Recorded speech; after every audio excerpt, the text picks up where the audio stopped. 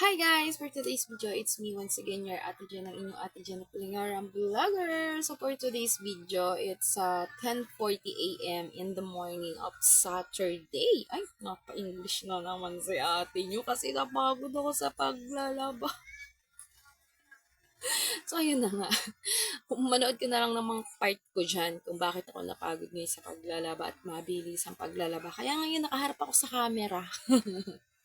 So ito nga ba, ito po yung pabatid or announcement ng ating Siwadi, ang ating Siniluan Water District. So alam naman natin na ang Siniluan Water District, ang lahat ng humahawak dito sa Siniluan at sa PAMI. Okay? So, ano nga ba ang sabi dito? Pebrero 7, 2026. So, ngayon po yun, Sabado.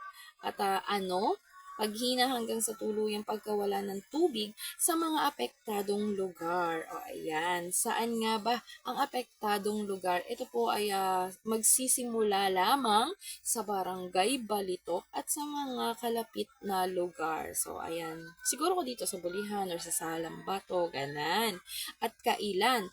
Pamula, kailan daw? So, simula 1 p.m. po ng hapon at hanggang sa matapos ang kanilang pagkukumpuni or yung kanilang ginagawa. Ayan. Sana ay huwag matagalan. O, diba yan? Dahilan daw. Bakit daw? So, agarang pagkukumpuni ng nasirang pangunahing linya ng tubig sa nasabing lugar. So, siguro may nasira. Ay, hindi sira talaga, gaki. So, ayan. At ano ba yung kanilang reminders? So, syempre, alam mo na yung reminders. Mag-ipon ka ng tubig sa balde, sa batya, sa baso, sa planggana, bahala ka na. So, ang sabi dito, pinapayuhan po ang mga konsesyonaryung maaapektuhan. So, sobrang lalim naman ng Tagalog na yun. So, consumer or tayo yon yung mga gumagamit ng tubig. O, diba? Ano ang Tagalog sa consumer? Ang Tagalog ay konsesyonaryong maaapektuhan na mag-imbak ng sapat na tubig upang may magamit upang sakaling kakailanganin. O yan, sa mga tulog pa ngayon, 10:42 na, baka pagising mo wala ka ng pantutbrush ng bibig mo or may papasok ka sa trabaho. Bahala ka, huwag ka na maligo.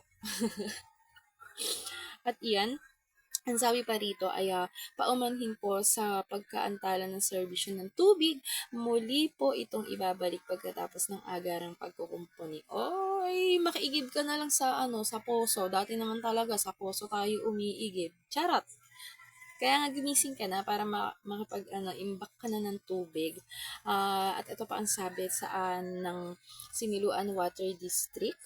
Para sa mga karagdagang anunsyo at updates, mangyaring bisitahin ang aming Facebook page, Siniluan Water District.